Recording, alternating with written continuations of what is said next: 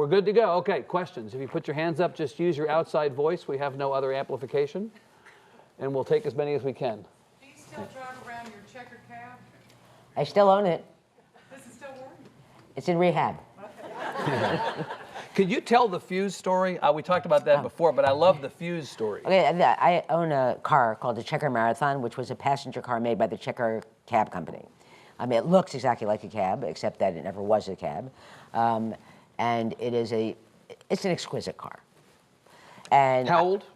Well, I bought it in '78. This is '79. I'm in love with the car. It's a beautiful car. It is such a subtle shade of pearl gray that straight men think it's white. Not even sure I know what that means, and I love that. That's the greatest thing I've ever heard.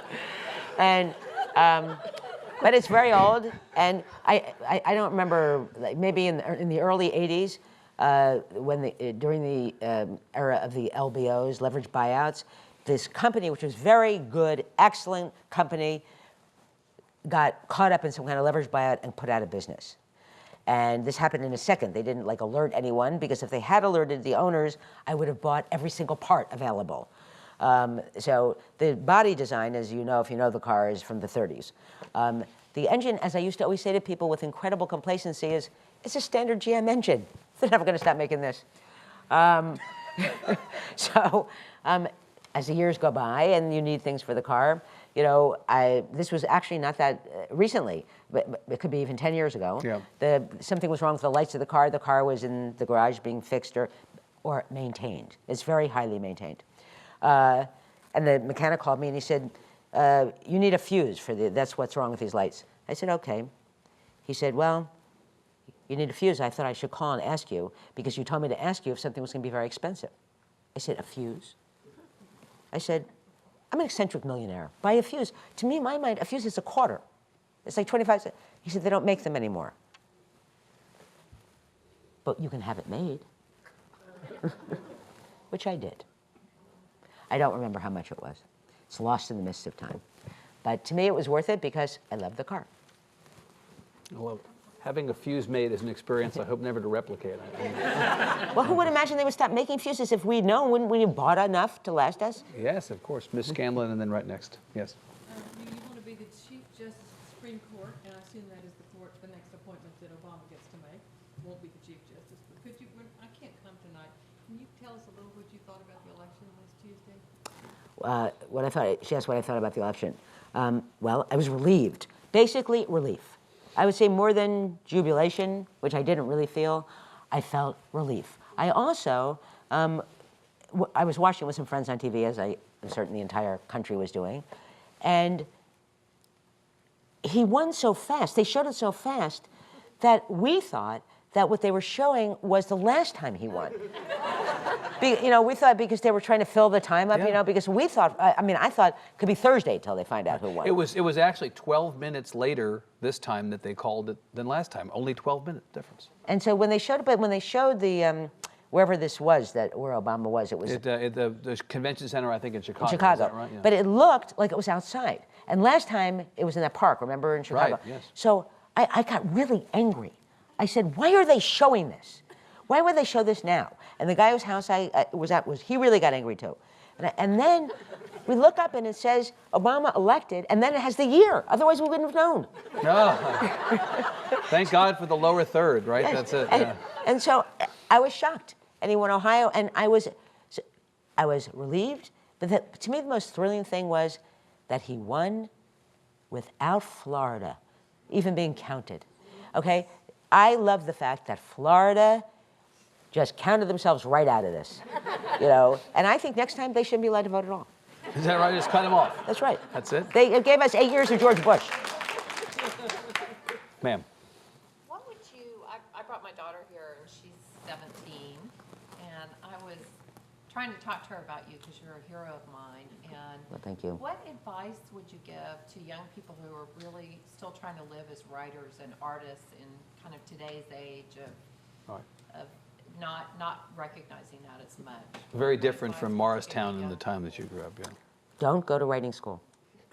Do not go to writing school. This is the best advice I could give, not just you, but anyone. Okay, when I was young, there was one writing school, University of Iowa Writers Workshop, you know, and maybe there was other ones. That was the famous one. It never occurred to me to go to it because I didn't finish high school, so I wasn't going to graduate school. But truthfully, they cannot teach you this. They cannot teach you how to write. These are businesses.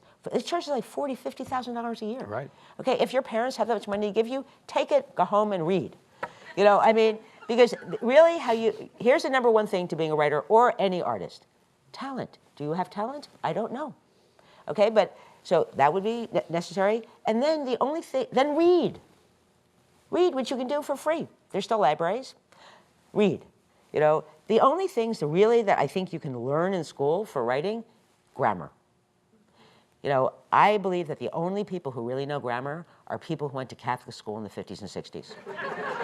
Okay, and I have on my desk a list of such people. And at the head of the list is a friend of mine who went to Catholic school from kindergarten through his master's degree. Okay, and we were taught grammar in public school when I was a child. I don't know if they still teach it. But the difference is that in Catholic school then, the nuns could hit you. Because this is the only way to learn grammar. You learned, right. Yes, That's it. because there's You no, learned. it's not a logical thing, it's not a fun thing, it's not a creative thing, it's not a visionary thing. It's just memorizing a bunch of rules that make no sense. So the way to really get them into someone's head is hitting. Okay? So second best to that is a friend who was hit. So you can call and say, is this a semicolon or a colon? They're the ones who know. And these people, there's still enough of them alive. If I was one of these people, I'd start a company. You know, Grammar Inc. Love that. I want to disregard that side, but here in the front, sir. I'm sorry. Yeah, I was a victim of that. My mother was a Latin teacher in high school.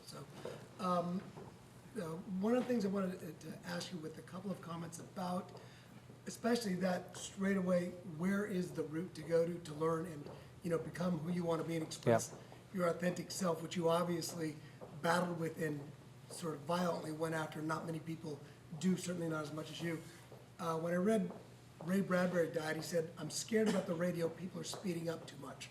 They're not going to read. When you said you'd like to win the lottery so you could just read all day.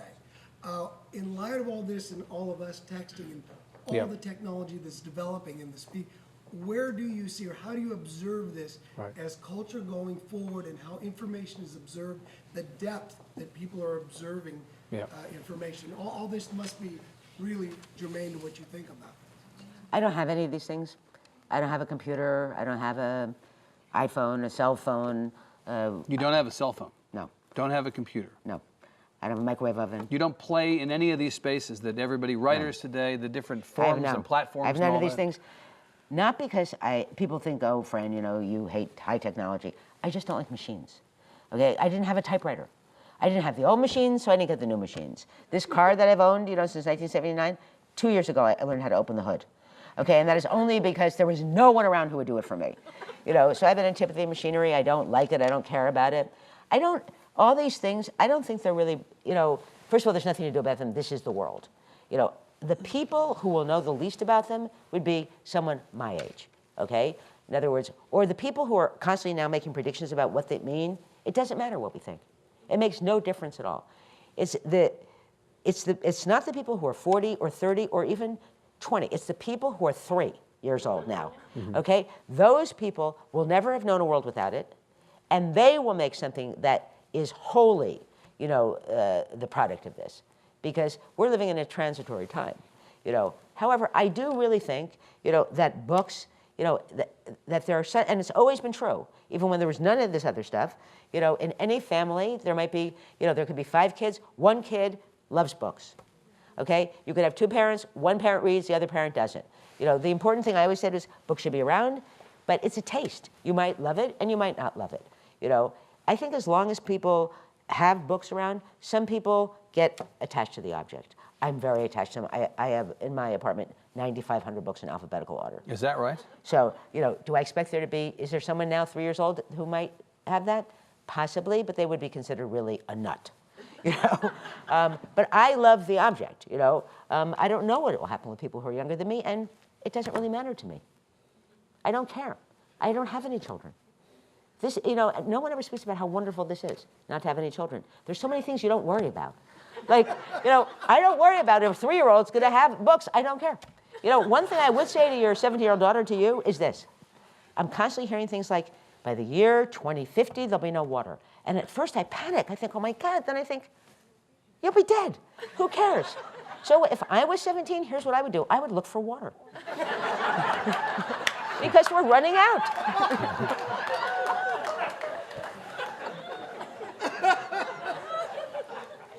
Sir. What do you think of Texas? I just got here.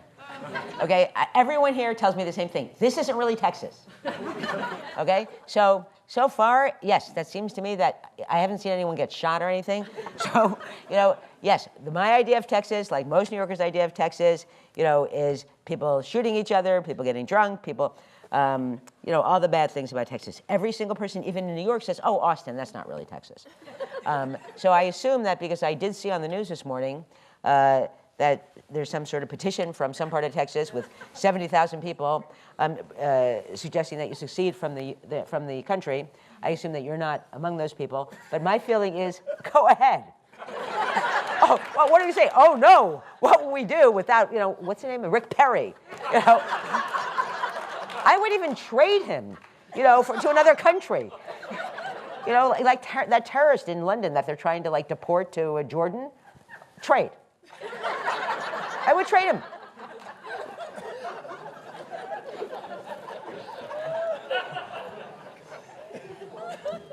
No one watches this stuff, so that's actually fine. It's okay. Kevin, and then ma'am next to you. Yeah, Tell Kevin. us what the last few weeks have been like for you in New York, you and your friends, and just your own personal experience after. Right, a great question. The hurricane and the aftermath. Yes. See, the problem is that I have only annoying experiences. I don't have a tragic experience to relate to you. And the really bad thing about that, aside from the fact that, of course, it's worse to have a tragedy, is that even you, at the height of your annoyance, are constantly thinking, well, it isn't like you lost your house. And then you think, I don't care, I'm sleeping on a sofa. So I lost power. Con Edison, which is our electrical company, actually shut off my neighborhood. Okay? This really infuriated me. Okay, because they announced we're going to have to maybe shut off part of the village because to protect our assets. So I thought, really? How about the next time I get my bill, instead of sending you a check, I say, I'm not paying you. I'm protecting my assets. So they shut the electricity off of my house. How long was it out for? Almost 5 days. Okay, so they shut it off at about, 8:30. I was eating. I knew they shut it off because it was blinking, didn't just the downtown electricity was blown up and the transformer blew up. Some was flooded out, but that happened instantaneously. And for some reason, what I did was get up from the table, go into the kitchen, and turn the water on to wash the dishes. At which point I thought, no water. There's no water? Because no lights I could live with for what I thought would be a few hours. No water, that's out of the question. No water is instant. Your life is barbaric without water. So I stayed there that night, and then I went uptown to stay with a friend of mine on the Upper East Side. And the Upper East Side is, of course, always rich. It's the Upper East Side. But the second I got past 35th Street, when I got into the actual Upper East Side, it wasn't just the usual Upper East Side. It was like the British Raj. It was a festival of wealth. It was an intensification of money spending. Everyone had 10 Bulgari bags. People were fighting over. This friend of mine went to this very fancy food store in her neighborhood, a little small place that's been there a million years. And she came back and she said, a woman yelled at the counterman because they were out of celery remoulade. I said, tell her FEMA's on its way.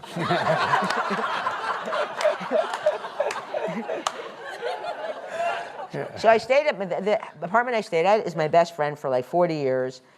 The second day I said to her, why is Richard always here? She said, this is her husband of 45 years. She said, he lives here. I said, but I was sleeping in the living room on the sofa, but there's no doors to the living room. And someone else said, there's never doors in the living room. I said, but why is Richard always walking past the living room? So I was a very bad house guest. And hard to imagine. And my friend was calling every minute to see if the lights were on in my house. Right. And in fact, she got a car and escorted me home. to make When sure. the time came, right, Yes. yes. And then when I called her a bit later, I said, what are you doing? She said, we're drinking champagne. Ma'am. Yes. So I totally fell in love with your work when I was like 11, which is very unusual, I think. But what do you think? You're a the child world- prodigy. But what do you think the world would be like if 11-year-olds were actually required to read your books? You know, I think that nothing you can read could hurt you. You know, I think that the average 11-year-old would not understand my books because the average 30-year-old doesn't, you know. But, you know, I really believe books are different from, I do think that some types of things that kids can see can harm them, you know, but not books, not things you read. Because you can only be affected by what you can understand. And you have to understand what you read in a way that you don't have to understand an image, for instance. You know, an image can have a lot of effect on you without you having an understanding of it at all. You know, but that is not true of reading. So it's just like, in my case, say, I'm monolingual. So I'm reading a novel and there's like a big passage in French. I just skip it. I mean, I understand a couple words and I skip it. So it didn't affect me because I couldn't understand it. And that's what books are like. You know, if you don't understand them, they don't affect you. I don't remember what your question was. You danced around it. You got there, close to it. Let's take this as the last question here. I saw your YouTube video on your critique of Mayor Bloomberg and his 16-ounce drinks. You know, I don't even know what this was because, It was very funny. you know, this was probably like someone stopped me. And I didn't make any YouTube video, that I can assure you. So this must have been someone stopped me and asked me a question. You know, or I was in something like this and everyone's filming. This is something that, you know, I always hear about, that things were on YouTube. But, you know, even though I know that people are always filming with their phones, I forget that they're always filming with their phones. Yeah. And this is the last question, so let's just ask you to offer your opinion about Mayor Bloomberg and the 16-ounce drinks. So you may be lucky enough not to know this, but we have a mayor who's taken time out from a city that has something like a 50% high school graduation rate to ban a certain size of soda, okay, because he has his priorities. So he banned, I think it's 16 ounces, all right? Over 16 ounces, all right? I can't do math. So I made someone show me what 16 ounces was. It is quite a gigantic amount of soda. I mean, it is a kind of a stunning idea that you would drink this amount of soda.